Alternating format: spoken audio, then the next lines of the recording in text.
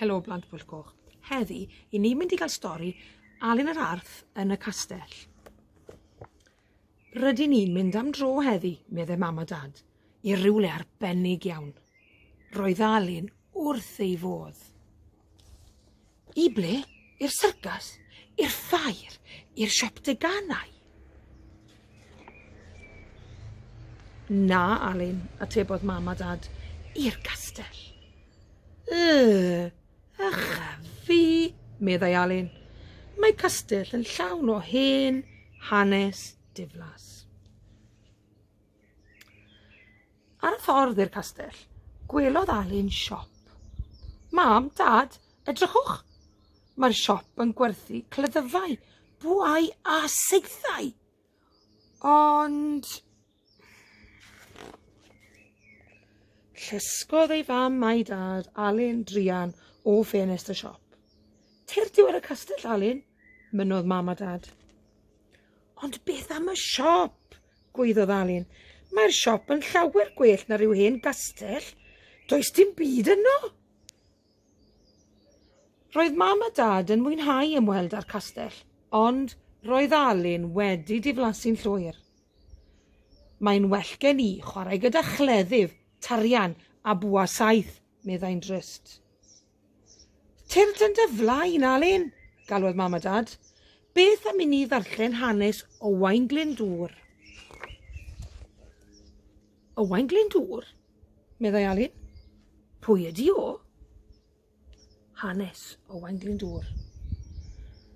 Dyn da oedd y Cymro Owain Glyndŵr, ond dyn blin oedd Brenin Lloegr. Pan geisiodd Brenin Lloegr dwyllo Owain Glyndŵr, dyma'r Cymro yn galw ar Gymru gyfan i ymladd ac i ymosod ar gestyll Brenin Lloegr mewn brwydr ffyrnig. Brwydr? Roedd Alun wrth ei fodd. Aha! Chwarddodd Alun wrth iddo redeg o'r castell. Alun, tyd yn ôl, gwaeddodd mam a dad. Ond doedd Alun ddim yn gwrando. Rhedodd Alun i'r siop a phrynodd gleddyf, bwa, seithau, tarian a gwisg gyda'i bres boced. Roedd pobl y siop yn syn. Nid Alun yr Arth bach drwg oedd e bellach, ond Alun Glyndŵr, arwr Cymru.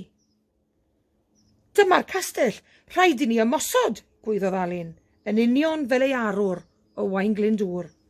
Ond gwelodd Alun frenin a brenhines Lloegr yn rhithro tuag ato.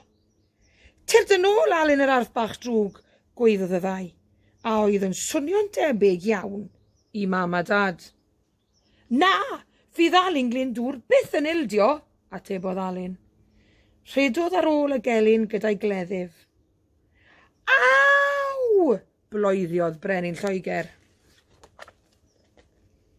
Anelodd Alun saith ar ôl saith at y gelyn, yn union fel y gwnaeth ei arwr Owain Glyndŵr.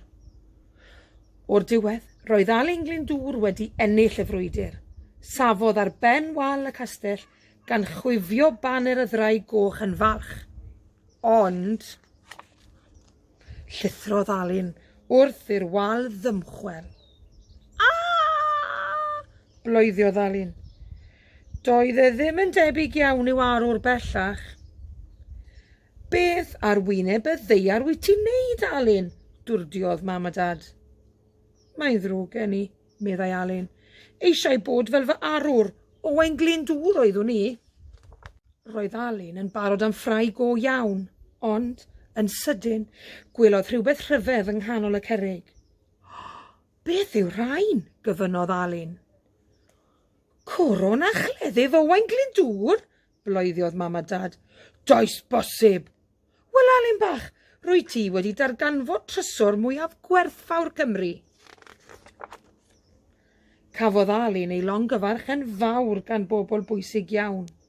Ond, yn well na hynny, cafodd wisgo'r goron a chario'r cleddyf bwysig a chael clod gan bawb yng Nghymru, yn union fel ei arwr, Owain Glyndŵr.